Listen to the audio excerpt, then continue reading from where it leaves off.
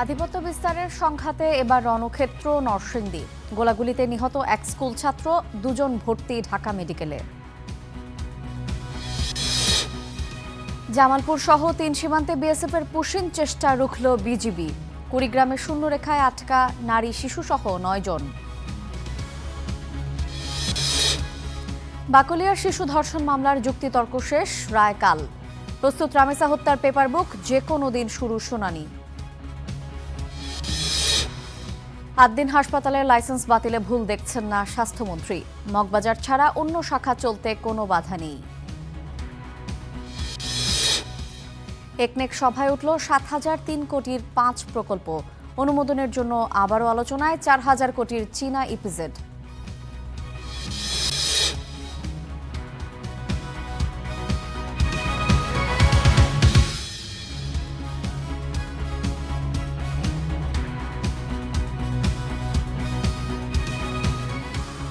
স্বাগত স্টার নিউজের সঙ্গে আছি আমি শায়লা রহমান ইমা।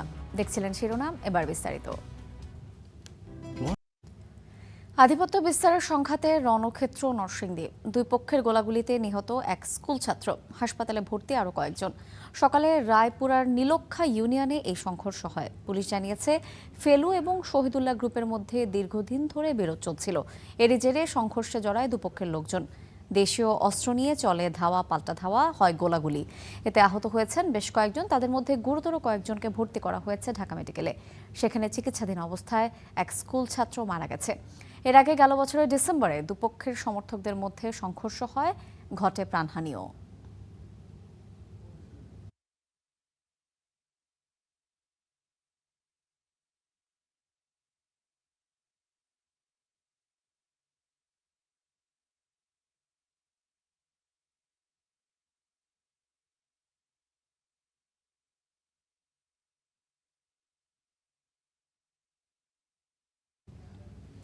এ বিষয়ে বিস্তারিত জানাতে সরাসরি যুক্ত হচ্ছেন সহকর্মী বদরুল আমিন চৌধুরী। বদরুল, এই ঘটনার বিস্তারিত সম্পর্কে আমাদেরকে জানাবেন এবং প্রশাসন এই বিষয়ে কোনো পদক্ষেপ নিয়েছে কিনা সে বিষয়েও জানাবেন। ইমা, আপনি যেমনটি বলছেন যে আজকে সকালে কিন্তু এই সংঘর্ষের সূত্রপাত হয়, অর্থাৎ ভোরে এখানে আমি আপনাদেরকে একটু দেখাতে চাই যে এই যে নদীপথ, অর্থাৎ মেঘনা নদীর আমি এখন একেবারে পাড়ে দাঁড়ানো, অর্থাৎ চংপাড়া এলাকায় আমি অবস্থান করছি। এই চংপাড়া এলাকায় এই যে নদীপথটি রয়েছে, এখানেই কিন্তু এখানেই তারা স্পিডবোট যোগে ৫-৬টি স্পিডবোট যোগে কিন্তু যারা প্রথম আক্রমণ করেছে, অর্থাৎ ফেলুর বাড়ির লোকজন, ফেলু গ্রুপের লোকজন কিন্তু এখানে এসে এই তাদের যেই বাড়ি সেখানে যাওয়ার চেষ্টা করেছে এবং তারা কিন্তু দীর্ঘ প্রায় ৬ মাস যাবৎ কিন্তু তারা এখান থেকে তারা বিতাড়িত ছিল এবং তাদের সেই শূন্যস্থান পূরণ করার জন্য কিন্তু তারা স্থানীয় আরেকটি গ্রুপের সহায়তায় তারা আগ্নেয়াস্ত্র নিয়ে এখানে উপস্থিত হয়ে মুহুর্মুহু গুলিবর্ষণের মাধ্যমে কিন্তু তারা এখানে প্রবেশ করে এবং সেই সময় আতঙ্কিত হয়ে লোকজন ছোটাছুটি করেন এবং সেখানে আসার পরে, এই গ্রামে ওঠার পরে কিন্তু গ্রামবাসী যারা রয়েছেন তারা কিন্তু প্রতিহত করেন এবং উভয় পক্ষের মধ্যে একটা সময় যখন সংঘর্ষে ছড়িয়ে পড়ে, এক পর্যায়ে সেই ফেলু গ্রুপের লোকজন আবারও নদীপথে পলায়ন করতে বাধ্য হন এবং স্থানীয় গ্রামবাসীরা মনে করছেন, তারা আমাদেরকে জানিয়েছেন যে দীর্ঘ প্রায় ৬ মাস আগে কিন্তু একটি ঘটনা ঘটেছিল। তারই প্রেক্ষিতে স্থানীয় লোকজনের প্রতিরোধের মুখে কিন্তু এই ফেলু বাড়ির যে লোকজন তারা কিন্তু এই ৬ মাস যাবৎ এলাকা ছাড়া ছিলেন। তারা বারবার চেষ্টা করেছেন এখানে ভিড়ার জন্য এবং তারই ধারাবাহিকতা আজকে সকালে তারা এখানে তাদের নিজ বাড়িতে উপস্থিত হওয়ার চেষ্টা চালান এবং এক পর্যায়ে গোলাগুলিতে উভয় পক্ষের বেশ কয়েকজন আহত হয়েছেন এবং একটি শিশুর মৃত্যুর খবর আমরা নিশ্চিত করতে পেরেছি এবং স্থানীয় প্রশাসনের সাথে আমাদের কথা হয়েছে যে তারা আমাদেরকে বলেছেন যে তারা ঘটনা শোনার পরপরই এলাকায় উপস্থিত হয়েছেন এবং তারা আইন শৃঙ্খলা রক্ষায় যত দূর তাদের কাজ করার তারা সেটা করবেন এবং অবৈধ অস্ত্র উদ্ধারের ব্যাপারেও কিন্তু তারা তৎপর রয়েছেন এবং তাদের অভিযান আমরা লক্ষ্য করেছি কিছুক্ষণ আগে কিন্তু পরিচালিত হয়েছে এবং তারা বলছেন এই ঘটনার সাথে যারাই জড়িত তাদেরকে আইনের আওতায় এনে এই চর এলাকার পরিস্থিতি আবার তারা স্বাভাবিক করবেন। এই ছিল আমার কাছে এই নীলক্ষা থেকে সবশেষ পরিস্থিতি। ইমা। বজরুল, আপনাকে অসংখ্য ধন্যবাদ।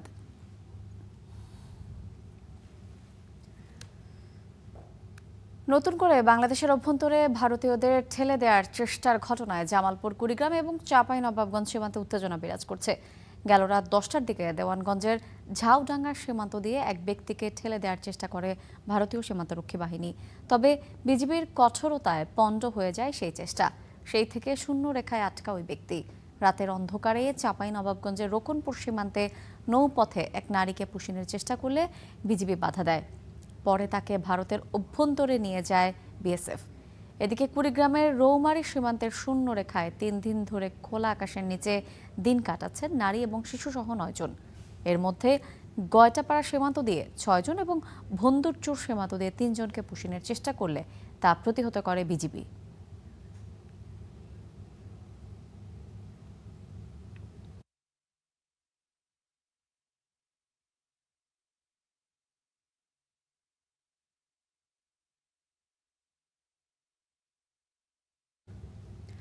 দর্শক, পুশিনের এই ইস্যুর আরও খবর আমরা জানবো, তবে এই মুহূর্তে সচিবালয়ে সমসাময়িক বিষয়ে সংবাদ সম্মেলনে বিস্তারিত কথা বলছেন তথ্য ও সম্প্রচার উপদেষ্টা জাহিদুর রহমান। সরাসরি যাচ্ছি সেখানে। এটা ধরে রাখা গেছে উপদেষ্টা জাহিদুর রহমানের ছিল নাকি সরকারের ছিল? প্রাথমিকভাবে আমার ছিল, তারপর আমি নিশ্চয়ই আলোচনার মাধ্যমে এই সিদ্ধান্ত নিয়েছি। এটা প্রাথমিক সিদ্ধান্ত আমার, কারণ পরিস্থিতি আমি দেখেছি। আচ্ছা,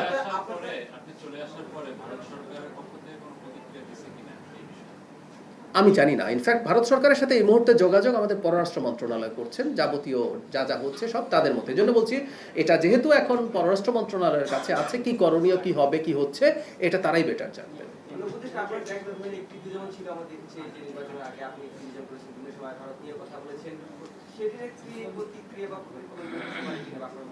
আমি জানি না। আমি ভারতীয় পত্রিকায় এই ধরনের কথা দেখছি, ভারতীয় পত্রিকায়, ভারতীয় অনেকগুলো মিডিয়া কভার করেছে এটা, এই ধরনের কথা দেখছি, কিন্তু আমি জানি না। আমি আবারও বলছি, আমাকে বলা হয়নি। যেহেতু আমাকে বলা হয়নি, যেহেতু হাই কমিশনারকে বলা হয়নি, আমি অফিসিয়ালি এটা বলতে পারি না। কিন্তু দেরি হচ্ছিল, আমি যা দেখেছি আমার দেরি হচ্ছে। আমার 2 ঘন্টা লাগার কথা ছিল না, আমার একটা সমস্যা হচ্ছে, এটাও আমাকে বলা হয়েছে, আমাকে অপেক্ষা করতে হবে। সো আমি এইটুকু দেখেছি। কারণ ওটা কিনা জানি না। আমি নিজেও ইন্ডিয়ান পত্রিকায় দেখলাম। আপনি যেটা বললেন আমি আসলে নিশ্চিত করতে পারছি। আমি এটাও আমার কাছে এই জবাব নেই। আমাদের রাষ্ট্র হিসেবে আমরা কি পদক্ষেপ নেব, কিভাবে নেব, এটা এখন আমাদের পররাষ্ট্রকে, যেহেতু এটা ডেলিগেটটা ছিল কিন্তু পররাষ্ট্র মন্ত্রণালয়ের। আপনি জানেন যে আমি 2টো মন্ত্রণালয়ের সাথে কানেক্টেড থাকলেও আমি যেহেতু পলিসি অ্যান্ড স্ট্র্যাটেজি অ্যাডভাইজার, আমি আরও কিছু মন্ত্রণালয়ের সাথে কাজ করি। মাননীয় প্রধানমন্ত্রী এই টিমের লিডার হিসাবে আমাকে একটু শেষ মুহূর্তেই ডিসাইড করেছেন, আমি গেছি। যেহেতু ওইটা মিনিস্ট্রির কাজ, এবং যেহেতু অন্য দেশের সাথে সম্পর্ক জনিত ব্যাপার, এটা অন্য কোনো মিনিস্ট্রির কেউ হলেও আসলে এটা পররাষ্ট্র মন্ত্রণালয় ডিল করতো। সো তারা আলোচনার মাধ্যমে তারা নিশ্চয়ই সরকারের সর্বোচ্চ পর্যায়ে কথা বলেই ঠিক করবেন, কি করবেন সেটা আসলে সেখান থেকেই ঠিক হবে।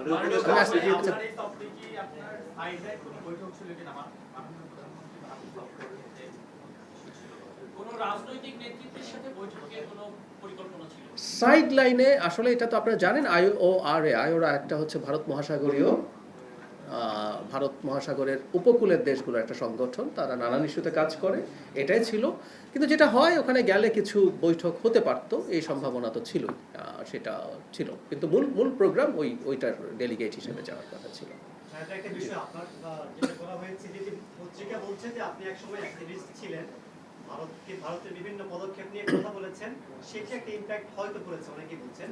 আপনার এই ঘটনার পরে ভারতের মানে যে কার্যক্রম নিয়ে অনেকেই যে সমালোচনা করতেন বা সমালোচনা অ্যাক্টিভিস্ট করতেন, সেই জায়গায় কেউ সতর্ক হবেন কিনা, এক ধরনের মুখ বন্ধ করার একটা থ্রেট হিসেবে মনে করছেন? আমি যারা করছেন, যারা করবেন, এটা আসলে তাদের সিদ্ধান্তের ব্যাপার। আমরা যখন, আমি একটু এভাবে বলতে চাই, যখন আমরা কখনো কোনো কাজ করব, আমি তো আসলে ভারত বা ইন্ডিয়া কি করছে না করছে, আমরা কি করেছি আসলে, আগের যে রেজিম ছিল আওয়ামী লীগের, শেখ হাসিনার রেজিমের বিরুদ্ধে অ্যাক্টিভিজম করে, লম্বা অ্যাক্টিভিজমের হিস্ট্রি আছে আমাদের, বহু বছর, ব্লগে, তারপরে কলাম, টিভি টক শো, নিজের ইউটিউব চ্যানেল। রেশনাল কোনো ব্যাপারে যদি কারো আলোচনা আসে, সেটা থাকা উচিত। এবং আমার মনে হয় যারা অ্যাক্টিভিস্ট আছেন তারাও রেশনালি কাজগুলো করবেন। আমি এটা বলার পক্ষপাতী, আমি মাঝে মাঝে কখনো কখনো কোনো রাষ্ট্রের প্রতিও যাতে কোনো মারাত্মক আপত্তিকর কোনো মন্তব্য না হয়, এটা আমরা বা ইন্ডিয়া বা অন্য কোনো রাষ্ট্র, যে কোনো রাষ্ট্রই আমাদের অ্যাক্টিভিস্টরা আমি মনে করি তাদের কাছে যদি মনে হয়, তারা যদি লজিক্যালি চিন্তা করতে পারে, সেটা হতে পারে। আর আমার মনে হয় না যে যারা ট্রু অ্যাক্টিভিস্ট তারা কোনো কিছুতে আসলে এভাবে ভয় পাবেন। তারা যদি মনে করেন তারা কোনো সঠিক কথা বলছেন, আবারও বলছি এটা স্পেসিফিক কোনো একটা দেশের কথা বলছি না, যে কোনো দেশের ক্ষেত্রে, বাংলাদেশের ক্ষেত্রে তো আরও অনেক দেশ আলোচনায় আসে, সেই আলোচনায় আসতে পারে। যখন আসবে তখন তারা এই ব্যাপারগুলো মাথায় রাখবেন আমার মনে হয় না, যদি ট্রু অ্যাক্টিভিস্ট হন। রাষ্ট্র হচ্ছে ওখানে প্রধান। আপনি যখন সমালোচনা করতেন সেটা তো নিশ্চয়ই যৌক্তিকভাবেই করতেন, জি। এখন পত্রপত্রিকা যেটা আসছে যে একজন উপদেষ্টা পদের যে ব্যক্তি আপনাকে ওরা সেখানে ব্ল্যাক লিস্টেড করেছে বা আপনার সাথে তাদের একটা আক্রোশ, এরকম যে ঘটনাটা ঘটে। আমি আসলে জানি না, আবারও বলছি ওখানে পত্রিকায় যেটা এসছে এটার জবাব আসলে আমার কাছে নেই, আমি জানি না। আমি যা দেখেছি, আই রিপিট, একটা সমস্যা দেখেছি, নাহলে আমি 2 ঘন্টা বসে থাকার কথা ছিল না। সেটার জন্য আমার কাছে মনে হয়েছে আই হ্যাভ টু প্রটেস্ট, আমি সেটা করেছি। এখন তাদের এটা যদি সত্য হয় সেই জবাবটা আসলে আমার কাছে থাকবে না, এটা আসলে তারা বুঝবেন। তবে আমি অন্তত আমাদের এখানে লোকাল যে হাই কমিশন আছে তাদের সাথে যখন আমার দেখা হয়েছে, কথা হয়েছে বিভিন্ন প্রোগ্রামে, আমার কাছে অন্তত ব্যক্তিগতভাবে তাদের আমার সাথে কোনো সমস্যা আছে আমার তাদের ক্ষেত্রে সেটা মনে হয়নি।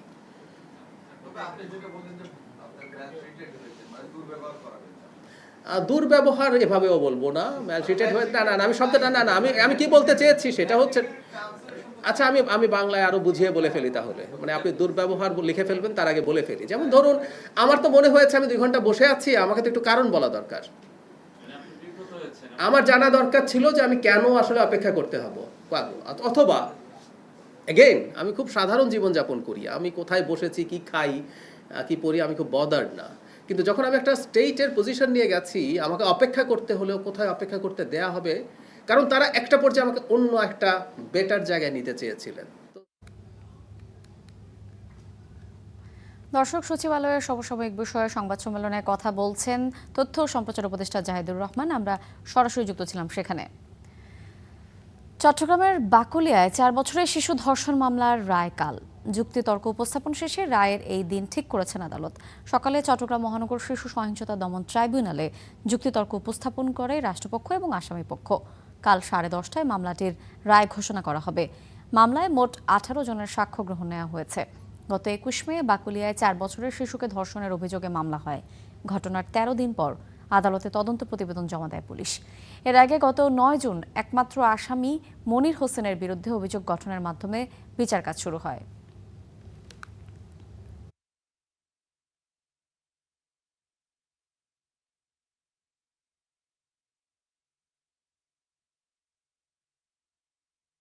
রাষ্ট্রপক্ষে আমরা 18 জন সাক্ষীকে সন্দেহাতীতভাবে আমার অভিযোগের সমর্থনে আমরা প্রমাণ করতে সক্ষম হয়েছি এবং রাষ্ট্রপক্ষ আমরা আসামির সর্বোচ্চ সাজা দাবি করেছি। এক আসামি 18 জন, সাক্ষীর ক্ষেত্রে 18 জন 18 রকম বক্তব্য দাখিল করছে। এই যুক্তিগুলি আমরা স্যারকে উপস্থাপন করে বেনিফিট অফ ডাউট যেটা বলে, আমরা আদালতের কাছ থেকে বেনিফিট অফ ডাউটের হিসাবে আসামি খালাসের জন্য আবেদন করেছি।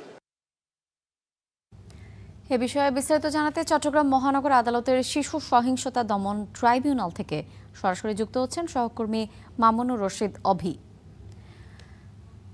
মামলার রায় কতদূর এবং রায় ঘোষণার পর কার্যকর হতে কতদিন সময় লাগতে পারে, বিস্তারিত জানাবেন আমাদেরকে।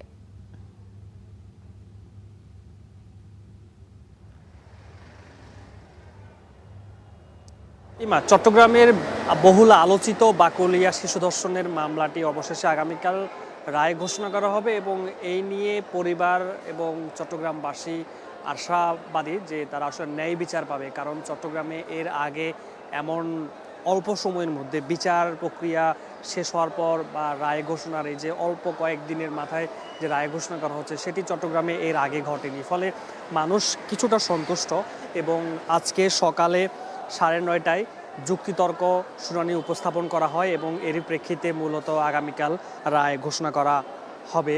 এবং যারা পরিবার তারা বলছিলেন যে এই রায়ের মাধ্যমে তারা একটি ন্যায় বিচার পাবেন, এমন আশা প্রত্যাশা তাদের সাথে যারা স্থানীয় রয়েছেন তারাও বলছিলেন যে দৃষ্টান্তমূলক শাস্তি না হলে সেক্ষেত্রে মানুষজন এসব কর্মকাণ্ড করবে না বা এমন কথা বলা হচ্ছে। এবং রায় কখন নাগাদ কার্যকর হতে পারে সেটি আসলে আমরা আইনজীবীদের সাথে কথা বলেছি। তারা বলছেন রায় ঘোষণা হওয়ার পর হয়তো কিছুদিন সময় লাগতে পারে, এমনটি কিন্তু বলা হচ্ছে। মূলত এখন পর্যন্ত 18 জন সাক্ষীর জবানবন্দি শুনে আদালত, এবং আগামীকাল যেহেতু রায় ঘোষণা করা হবে সে কারণেই সবই প্রস্তুতি এখন শেষ বলা যায়। কারণ এই যে অভিযোগপত্রটি অল্প সময়ের মধ্যে তারা আদালতে দাখিল করে, মাত্র 2 সপ্তাহের ব্যবধানে, বাকুলিয়া থানার তদন্ত কর্মকর্তা তানভীর আহমেদ তিনি সহ যারা সংশ্লিষ্টরা রয়েছেন খুবই দ্রুত সময়ের মধ্যে আসলে এই মামলার চার্জশিট দেন আদালতে, এবং এরপরেই মূলত 3 কার্যদিবসে 18 জন সাক্ষীর জবানবন্দি শুনে আদালত, তাদের পরিবার এবং প্রতিবেশী সহ যারা রয়েছেন, এবং তারা তাদের পক্ষ থেকে একেবারে মামলার রায়টি প্রত্যাশিত হওয়ার জন্য যা যা করা দরকার সবই দিয়েছেন আদালতে। এবং আইনজীবীরা বলছেন যে এই মামলাকে ঘিরে মানুষের যে আশা প্রত্যাশা ছিল সেটি আগামীকাল অবসান হতে যাচ্ছে, যেন মানুষজন এবং পরিবার ন্যায় বিচার পায় সেটি আসলে সবার কণ্ঠে বলা যায়। এবং গত 21 মে চট্টগ্রামের বাকুলিয়ায় যে একটি শিশুকে ধর্ষণের ঘটনা ওঠে সেটি নিয়ে কিন্তু পুলিশের সাথেও ব্যাপক সংঘর্ষের সহিংসতার ঘটনা ঘটে। সব মিলিয়ে এই যে মামলাটি আগামীকাল রায় ঘোষণা করা হবে, মানবাধিকার কর্মী থেকে শুরু করে পরিবার, চট্টগ্রামবাসী সবাই মুখিয়ে আছে আগামীকাল রায়ের দিকে। এই রায়ের মাধ্যমে ভুক্তভোগী পরিবার একটি আশাহত বা ন্যায় বিচার পাবে এমন প্রত্যাশা সবার কণ্ঠে। ইমান, অভয়, আপনাকে অসংখ্য ধন্যবাদ। রাজধানীর পল্লবীতে শিশু রামেসা ধর্ষণ হত্যার দায়ে ফাঁসির দণ্ডপ্রাপ্ত আসামি সোহেল রানা এবং স্বপ্না আক্তারের জন্য রাষ্ট্রীয় খরচে আইনজীবী নিয়োগের নির্দেশ দিয়েছেন হাইকোর্ট। সকালে বিচারপতি ভীষ্মদেব চক্রবর্তী এবং বিচারপতি KM রাশেদুজ্জামান রাজার সমন্বয়ে গঠিত হাইকোর্ট বিশেষ বেঞ্চ এই আদেশ দেন। মামলাটির ডেথ রেফারেন্স এবং আসামিদের জেল আপিল শুনানির জন্য পেপারবুক প্রস্তুত হলে মামলাটি শুনানির জন্য বিশেষ বেঞ্চের কার্যতালিকায় আনা হয়। এর আগে রোববার আসামিদের জেল আপিল শুনানির দিন গ্রহণ করেন বিচারপতি মোহাম্মদ আলী এবং বিচারপতি মোহাম্মদ সাইফুল ইসলামের সমন্বয়ে গঠিত হাইকোর্ট বেঞ্চ। ওই দিনই বিচারপতি ভীষ্মদেব চক্রবর্তী এবং বিচারপতি KM রাশেদুজ্জামান রাজার সমন্বয়ে গঠিত হাইকোর্টের বিশেষ বেঞ্চে শিশু রামেসা ধর্ষণ হত্যা মামলার ডেথ রেফারেন্স এবং আপিল অগ্রাধিকার ভিত্তিতে কোনো মুলতবি ছাড়া বিরতিহীনভাবে শুনানির আবেদন জানান অ্যাটর্নি জেনারেল। গত 9 জুন রাজধানীর পল্লবীতে 8 বছরের শিশু রামেসা ধর্ষণ এবং হত্যার দায়ে ফাঁসির দণ্ডপ্রাপ্ত আসামি সোহেল রানা এবং স্বপ্না আক্তারের মৃত্যুদণ্ড অনুমোদনের নথি হাইকোর্টে আসে।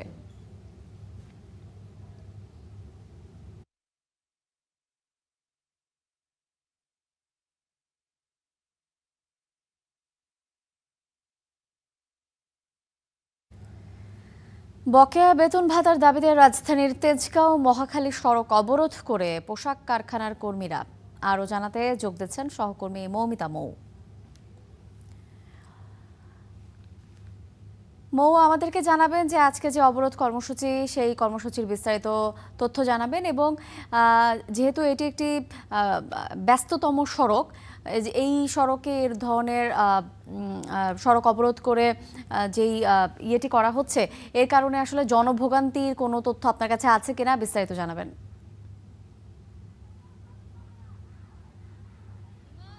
এটি ব্যস্ততম একটি সড়ক, তাই জনভোগান্তি কিন্তু অবশ্যই রয়েছে, এবং নাসা গ্রুপের যে কর্মচারী যারা রয়েছেন পোশাক শ্রমিক তারা কিন্তু দীর্ঘদিনের তাদের যে বেতন ভাতা এবং বিভিন্ন সময়ের বিভিন্ন ভাতার টাকা না পাওয়ার কারণে তারা আজ সড়ক অবরোধ করেছেন। কিছুক্ষণ পূর্বে নাসা গ্রুপ কর্তৃপক্ষের পক্ষ থেকে একজন প্রতিনিধি এসেছিলেন, তিনি এখানে এই যে যারা শ্রমিক রয়েছেন তাদের সাথে কথা বলেছেন এবং তাদেরকে 20 তারিখের মধ্যে একটি সমাধান দেওয়ার প্রতিশ্রুতিও দিয়েছেন। কিন্তু এর আগেও কয়েকটি প্রতিশ্রুতি পাওয়ার কারণে এই শ্রমিক যারা রয়েছেন, যারা অবরোধ কর্মসূচি পালন করছেন, তারা কিন্তু আর নতুন কোনো প্রতিশ্রুতিতে বিশ্বাস করতে চাচ্ছেন না। তারা কিন্তু বলছেন যে যতক্ষণ পর্যন্ত না তাদের দাবি পূরণ করা হবে ততক্ষণ পর্যন্ত তারা সড়কেই অবস্থান কর্মসূচি পালন করবেন। এবং এর ফলে এই যে মহাখালী তেজগাঁও এবং এই তেজগাঁও বিজয় সরণি বা এর থেকে মগবাজার রুটের যে সড়কটি, এই সড়কটি কিন্তু একদমই অচল অবস্থায়। এই মুহূর্তে কোনো ধরনের যানবাহন এই সড়কে চলাচল করতে পারছে না, এবং সকাল 9:30টার কিছু সময় পর থেকেই কিন্তু তারা এখানে এই অবরোধ কর্মসূচি পালনের উদ্দেশ্যে বসে, এবং এরপর থেকে কিন্তু এই পুরো সড়কটি বন্ধ হয়ে যায়। আমরা যদি একটু কথা বলতে আমরা যদি একটু যারা অবরোধ করছেন তাদের সাথে একটু কথা বলার চেষ্টা করি। আসবে প্রধানমন্ত্রী একদম আসুক, আমরা সমাধান নেব। আমাদের আজকে সমাধান এই জায়গায় দিতে হবে। আমরা সমাধান না নিয়ে আমরা যাইবো না, আমরা ফেরবো না। আমাদেরকে দৌড়াদৌড়ি করতেছে। 8 তারিখে সময় দিচ্ছে, 13 তারিখে আসছি, 15 তারিখে বলছে তোমরা 16 তারিখে আসছো, তোমাদের একটা সমাধান দিব। এরকম আমাদেরকে রাস্তার মধ্যে ঘোরের মতন দৌড়াদৌড়ি করতেছে। আমাদের কি কোনো সমাধান নাই? আপনাদের পরিশোধ করে দেওয়া হবে 20 তারিখে। ওনারা বলছে 8 তারিখের কথা বলছে, 8 তারিখে তোমাদের একটা কথা বলে দিমু, কবে দিবে না দিবে। 15 তারিখে হইছে, 15 তারিখে বলছে দিবে, দেয় নাই। আজকে 16 তারিখে, এমন করে আজকে 1.5 মাস আমরা দৌড়াদৌড়ি করতেছি। আমাদের রুম ভাড়া আছে, আমাদের খাওয়া আছে, আমাদের বাচ্চা আছে, আমাদের কোনো ইয়ে নেই। আমাদের এরকম রাস্তা দৌড়াদৌড়ি করে দিয়েছে। একটা কথা বলুক যে আজকে না কালকে তোমাদের বানা দেবো, তোমরা এসে নিয়ে যাবে। আমাদেরকে এভাবে দৌড়াদৌড়ি করে। ইমা, যেমনটি এই পোশাক শ্রমিক বলছিলেন যে তারা দীর্ঘদিন ধরে অপেক্ষা করে আছেন, তাদের যে বেতন ভাতা আটকে আছে এবং এর ফলে কিন্তু তারা দীর্ঘ সময় ধরে অপেক্ষায় থাকার পরে এখন নতুন করে কর্তৃপক্ষের কোনো প্রতিশ্রুতিতে তারা বিশ্বাস করতে চাচ্ছেন না। তারা এখনই তাদের এই সমস্যার সমাধান চাচ্ছেন এবং দীর্ঘ সময় ধরে কিন্তু এই যে বিস্তৃত সড়ক, এই সড়কটি কিন্তু অবরোধ হয়ে আছে এবং দুই পাশেই দীর্ঘ সময় ধরে মানুষ গাড়িতে বসে আছেন এবং অনেকে কিন্তু তাদের কর্মস্থানে পৌঁছানোর জন্য গাড়ি থেকে নেমে হেঁটে তাদের গন্তব্যে পৌঁছেছেন। এবং আমরা যদি একটু কথা বলতে চাই, জানতে চাই কতক্ষণ ধরে আটকে আছেন? আমি আসছি হলো যে 9:50 থেকে। আচ্ছা, এই যে এতক্ষণ ধরে আটকে আছেন, অনেক দুর্ভোগ। তার মানে আমি যাবো হইলো যে আফতাবনগর, সেখান থেকে যাবো সৈনিক ক্লাব সরকারি প্রোডাক্ট নিয়ে যাব, কিন্তু অনেক লেট হয়ে গেল।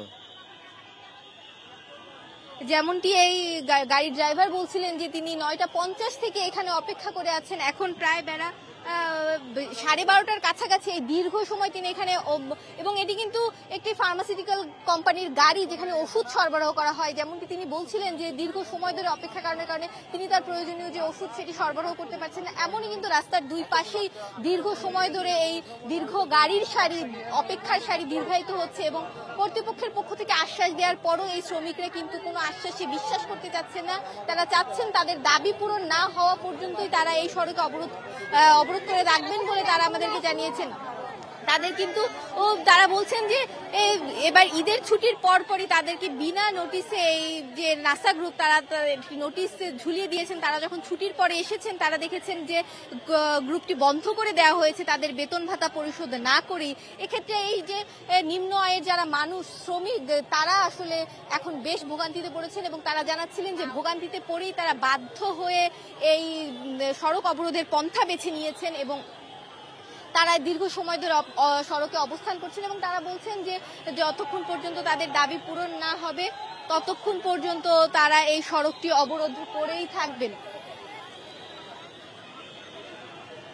ইমা, এখন পর্যন্ত তারা কখন নাগাদ সড়ক ছাড়বেন সে ব্যাপারে আমাদের কাছে কোনো তথ্য নেই। তবে আইন শৃঙ্খলা রক্ষাকারী বাহিনী কিন্তু বেশ শক্ত অবস্থানে রয়েছেন। কর্তৃপক্ষের পক্ষ থেকে যখন আসা হয় তারাও কর্তৃপক্ষের সাথে আইন শৃঙ্খলা বাহিনী কথা বলেছেন এবং এই শ্রমিকদের এই অবরোধে ছেড়ে দেওয়ার জন্য তারা অনুরোধ করছেন। ইমা। মমিতা, আপনাকে অসংখ্য ধন্যবাদ। রাজধানীর মগবাজারের আদ্দিন মেডিকেল কলেজ হাসপাতালের লাইসেন্স বাতিলের সিদ্ধান্ত ভুল নয় বলে জানিয়েছেন স্বাস্থ্যমন্ত্রী সর্দার সাখাওয়াত হোসেন। সকালে রাজধানীর হলি ফ্যামিলি হাসপাতালে আয়োজিত এক অনুষ্ঠানে একথা জানান তিনি। স্বাস্থ্যমন্ত্রী আরও বলেন, মগবাজারের আদ্দিন হাসপাতালের ভেতরের পরিবেশ ছিল দম বন্ধ করা। মারা যাওয়ার আগে 6 নবজাতকের কান্নায় ডাক্তার, নার্স কেউ সাড়া দেয়নি। অল্প সময়ের ব্যবধানে মৃত্যু হয় নবজাতকগুলোর। এমন হাসপাতালের লাইসেন্স বাতিলের সিদ্ধান্ত সঠিক। সরকারকে বৃদ্ধাঙ্গুলি দেখিয়ে অপরাধীদের পার পাওয়ার কোনো সুযোগ নেই বলেও হুঁশিয়ারি দেন স্বাস্থ্যমন্ত্রী সর্দার মোহাম্মদ সাখাওয়াত হোসেন। এ সময় তিনি আরও জানিয়েছেন, হাসপাতালটি শুধু মগবাজার শাখার লাইসেন্স বাতিল হয়েছে।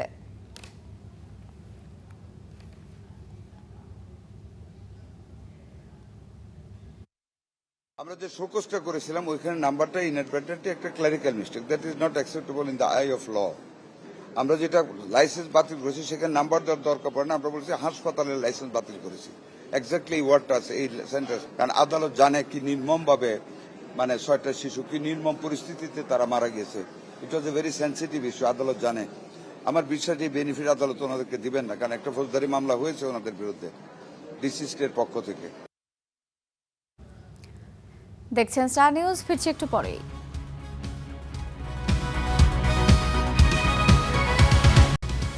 দেখছেন স্টার নিউজ। আলোচিত ৪,১৮৯ কোটি টাকা ব্যয়ে চীনা অর্থনৈতিক অঞ্চল প্রকল্প আবারও অনুমোদনের জন্য তোলা হচ্ছে জাতীয় অর্থনৈতিক পরিষদের নির্বাহী কমিটি একনেকের সভায়। সচিবালয়ে প্রধানমন্ত্রীর সভাপতিত্বে চলছে একনেকের বৈঠক। অনুষ্ঠিত হওয়া একনেক সভায় প্রায় ৭,০০৩ কোটি টাকার মোট ৫টি উন্নয়ন প্রকল্প উপস্থাপন করা হতে পারে। সভায় সভাপতিত্ব করছেন প্রধানমন্ত্রী তারেক রহমান। সভায় উপস্থাপনের জন্য নতুন ৩টি এবং সংশোধিত 2টি প্রকল্প রয়েছে। পানি সম্পদ মন্ত্রণালয়ের 3টি প্রকল্পের মধ্যে রয়েছে ফেনীর মুহুরী কহুয়া বন্যা নিয়ন্ত্রণ এবং সেচ প্রকল্প পুনর্বাসন, করতোয়া নদী ব্যবস্থার উন্নয়ন এবং কুষ্টিয়ার পদ্মা নদীর ভাঙন রোধে একটি সংশোধিত প্রকল্প।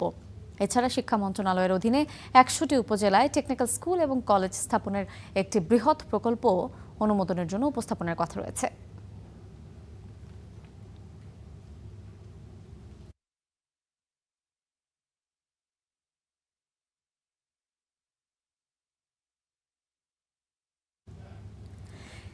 আগামীকাল মৌলভীবাজার যাচ্ছেন প্রধানমন্ত্রী তারেক রহমান। জাতীয় পর্যায়ের ফ্যামিলি কার্ড বিতরণ করবেন তিনি। প্রধানমন্ত্রীকে বরণে চলছে শেষ সময়ের প্রস্তুতি। শ্রীমঙ্গলে শুইলপুর গ্রামের যখাতুন বিবি। স্বামীর মৃত্যুর পর ঠাঁই হয় ভাইয়ের সংসারে, সেখানেও অভাব অনটন। বাধ্য হয়ে বেছে নেন ভিক্ষাবৃত্তি। হতদরিদ্র এই নারী এবার পাচ্ছেন ফ্যামিলি কার্ড। তুলে দেবেন প্রধানমন্ত্রী তারেক রহমান। স্বামী মরণে ওনকে আমি বড় বেসবার মতো করি, ওনকে আমার খেউটা একাটাই আমার পালন যন্ত্র নাই। ওনকে আমি এখন আপু দাঁত করা বাইরে চাইছিলাম, বাইরে চাই বাইরে গেছিলাম, দেখা যায় তারই ফেট চলে না, চার ফেট চলতে না আমার ফালতু সামনে। যখাতুনের মতো মৌলভীবাজারের আরও ৩ শতাধিক নারী পাচ্ছেন তৃতীয় পর্যায়ের ফ্যামিলি কার্ড। রিক্সা রুজি দিয়া আমার ফ্যামিলিটা চলে না, খুব একটা কষ্টে চলে। ফ্যামিলি কার্ডটা পাইলে তো একেবারে খুশি হইব। প্রধানমন্ত্রী যদি দেন তে ধরিলেন আমরা একটু সাহায্য পাইলাম। খাট আমি পাই সরকারে দেই, আমার একটু সাহায্য। আগামী ১৭ই জুন মৌলভীবাজার সফরে যাচ্ছেন প্রধানমন্ত্রী তারেক রহমান। প্রথমে শ্রীমঙ্গলের ভিক্টোরিয়া উচ্চ বিদ্যালয় মাঠে ফ্যামিলি কার্ড বিতরণ করবেন তিনি। পরে যাবেন জেলা শহরের সরকারি উচ্চ বিদ্যালয় মাঠে, সেখানেও বিতরণ করবেন কার্ড। মাঠ পর্যায়ে গিয়ে ঘরে ঘরে গিয়ে আমরা সেটা রিভেরিফিকেশন করছি। আশা করছি চূড়ান্তভাবে ফ্যামিলি কার্ডের মধ্যে যারা থাকবেন তারা যোগ্য উপকারভোগী থাকবেন এবং এই ফ্যামিলি কার্ডের সুবিধা তারা পেয়ে নিশ্চয়ই তারা অত্যন্ত খুশি হবেন। মঞ্চ তৈরি সহ প্রধানমন্ত্রীকে বরণে চলছে শেষ সময়ের প্রস্তুতি। থাকবে নিরাপত্তা ব্যবস্থা। সামগ্রিক যে নিরাপত্তা ব্যবস্থা সেটা সামরিকভাবে সমন্বয় করছে, আপনারা জানেন আইন অনুযায়ী স্পেশাল সিকিউরিটি ফোর্স, পাশাপাশি আমাদের জেলা প্রশাসন, পুলিশ প্রশাসন থেকে শুরু করে সরকারের প্রত্যেকটা দপ্তরে আমরা যে আমাদের সার্বিক সহযোগিতা সেটা আমরা করছি। প্রধানমন্ত্রীর আগমন ঘিরে উচ্ছ্বসিত স্থানীয় নেতাকর্মীরা। জেলা জুড়েই এখন সাজ রব। Desk report, star news. July আন্দোলনে শিক্ষার্থীদের উপর হামলা এবং উস্কানিতে সম্পৃক্ততার অভিযোগে জাহাঙ্গীরনগর বিশ্ববিদ্যালয়ের এক শিক্ষককে চাকরিচ্যুত করেছে বিশ্ববিদ্যালয় প্রশাসন। চাকরিচ্যুত হওয়া শিক্ষক ভূগোল এবং পরিবেশবিদ্যা বিভাগের সহযোগী অধ্যাপক মেহেদী ইকবাল। মঙ্গলবার ভোরে সভা শেষে সাংবাদিকদের তথ্য জানিয়েছেন সিন্ডিকেট সভাপতি এবং বিশ্ববিদ্যালয়ের উপাচার্য অধ্যাপক মোহাম্মদ কামরুল আহসান। সিন্ডিকেটের সিদ্ধান্ত অনুযায়ী 9 শিক্ষক এবং 1 কর্মকর্তাকে পদাবনতি, বেতন অবনমন, 2 শিক্ষককে সতর্কীকরণ এবং 7 শিক্ষক এবং 1 কর্মকর্তাকে অভিযোগ থেকে অব্যাহতি দেওয়া হয়েছে। সিন্ডিকেট সভা শেষে উপাচার্য সাংবাদিকদের বলেছেন, 2024 সালের 14, 15 এবং 17 জুলাই হামলার ঘটনাকে কেন্দ্র করে গঠিত তদন্ত এবং স্ট্রাকচার্ড কমিটির প্রতিবেদনের ভিত্তিতে দীর্ঘ পর্যালোচনা শেষে সিন্ডিকেট এই সিদ্ধান্ত গ্রহণ করেছে। তৎকালীন উপাচার্য, উপ-উপাচার্য এবং কোষাধ্যক্ষের বিরুদ্ধে সিন্ডিকেট আরও 3টি স্ট্রাকচার্ড কমিটি গঠনের সিদ্ধান্ত নিয়েছে বলেও জানিয়েছেন তিনি।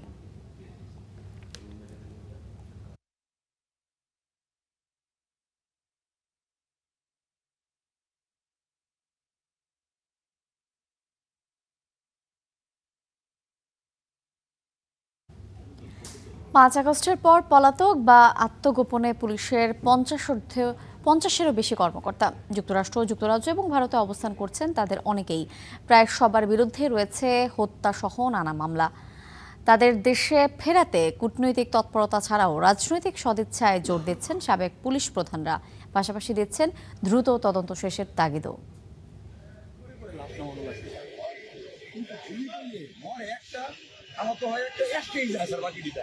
জুলাই অভ্যুত্থান দমনে এভাবে বেপরোয়া ভূমিকায় ছিল পুলিশ। গুলি, টিয়ারশেল, লাঠিচার্জ থেকে শুরু করে বিগত সরকারকে নানান বুদ্ধি পরামর্শ দিয়ে। এতে ৫ আগস্ট আওয়ামী লীগ সরকারের পতনের পর কয়েক ডজন পুলিশ কর্মকর্তাকে হয় বিদেশে পালাতে হয়েছে, নয়তো যেতে হয়েছে আত্মগোপনে। হত্যাসহ মানবতা বিরোধী অপরাধের নানা মামলায় আসামি হয়েছেন তারা।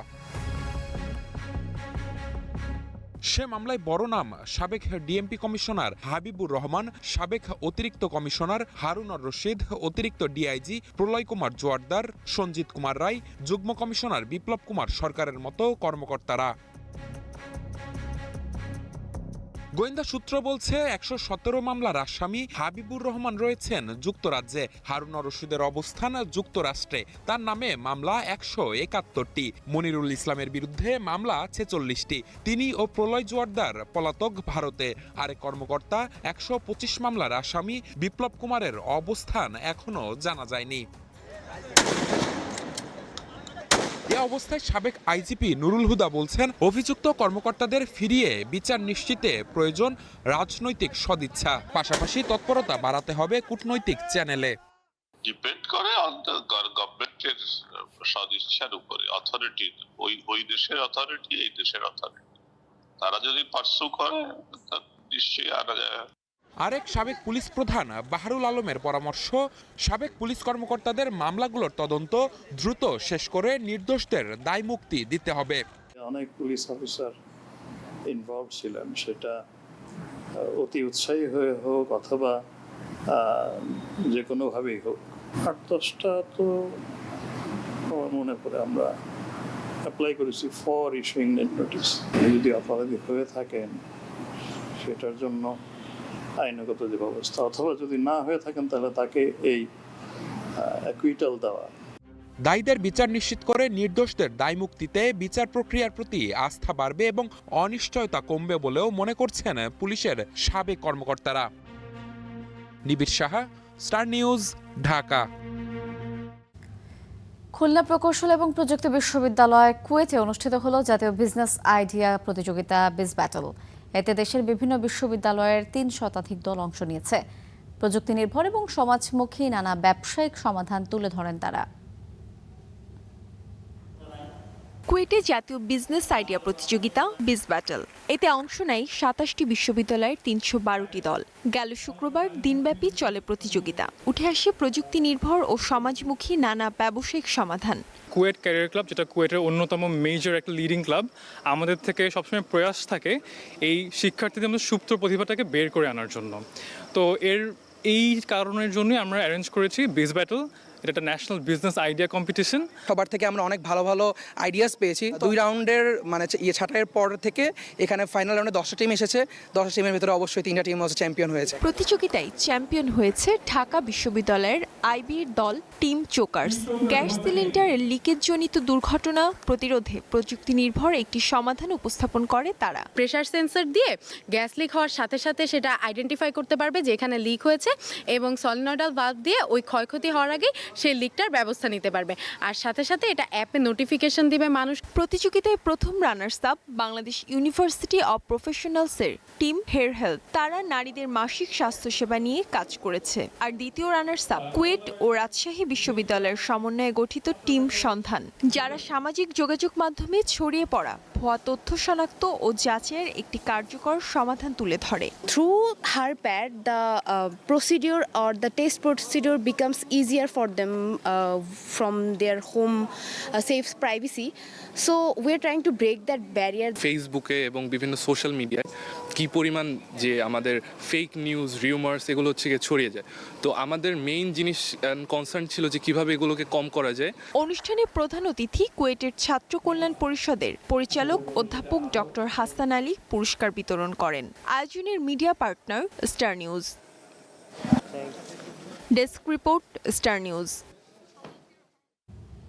দেখছেন স্টার নিউজ, ফিরছে একটু পরেই।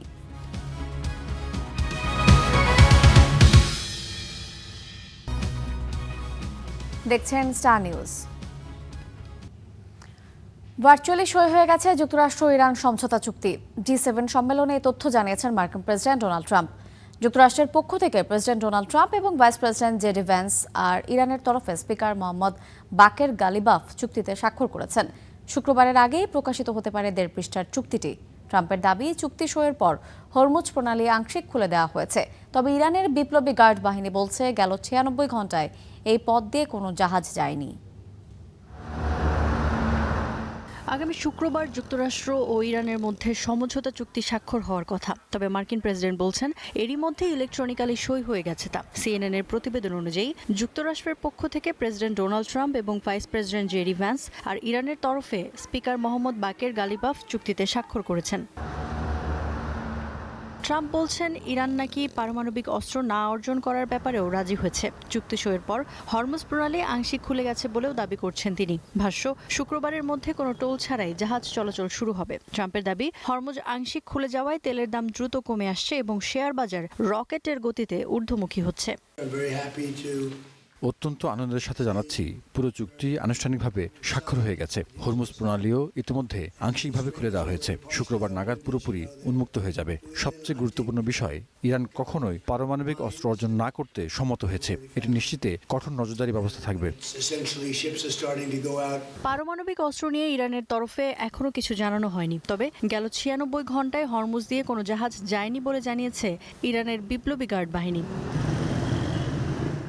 এদিকে কিছু প্রতিবেদনে দাবি করা হচ্ছে এই চুক্তিতে স্বাক্ষর করার জন্য ইরানকে অর্থ দিয়েছে যুক্তরাষ্ট্র, যাকে ভুয়া খবর বলছে ওয়াশিংটন। শুক্রবারের আগেই চুক্তির বিস্তারিত নথি প্রকাশ করা হতে পারে বলে জানিয়েছেন মার্কিন ভাইস প্রেসিডেন্ট জেডি ভ্যান্স।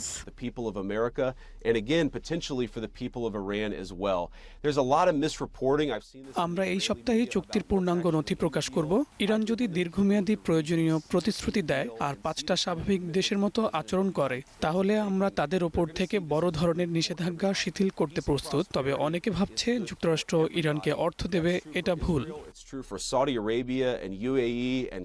নতুন চুক্তিকে অন্য যে কোনো সময়ের চেয়ে শক্তিশালী আখ্যা দিয়েছেন ট্রাম্প। এ সময় সাবেক মার্কিন প্রেসিডেন্ট বারাক ওবামাকে কটাক্ষ করে বলেন, 2015 সালের ওই ভয়াবহ চুক্তির মতো নয় এবারের চুক্তি। ইফফাতিরা, স্টার নিউজ।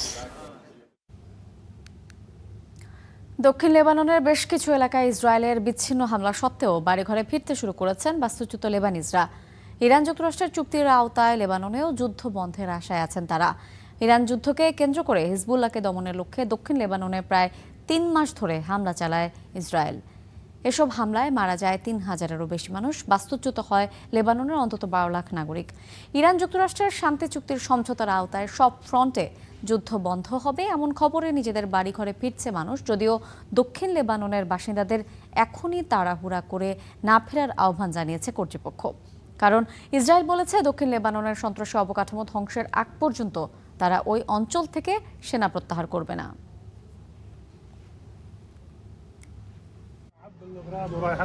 আমরা আমাদের জিনিসপত্র গুছিয়ে নিচ্ছি এবং শহরের দিকে যাচ্ছি। আল্লাহর শুকর, যুদ্ধবিরতি হয়েছে সর্বশক্তিমান আল্লাহর দয়া এবং যোদ্ধাদের কারণে। আমি আগে জ্বালানি ভরে নিচ্ছি, তারপর আমরা আল্লাহর উপর ভরসা করে আমাদের ঘরের দিকে রওনা হব।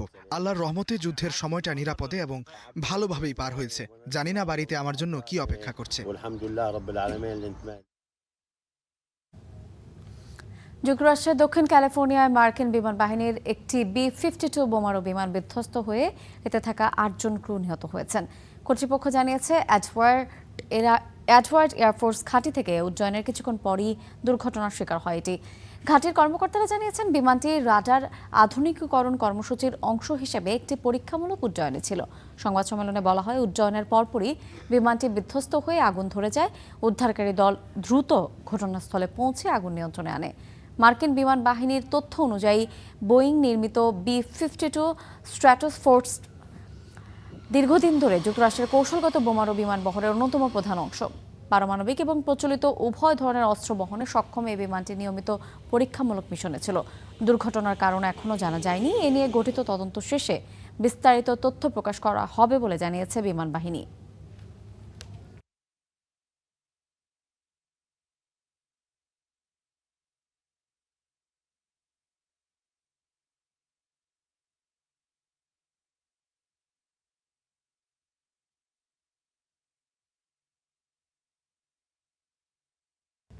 এই ছিল স্টার নিউজে। এতক্ষণ সাথে থাকার জন্য ধন্যবাদ।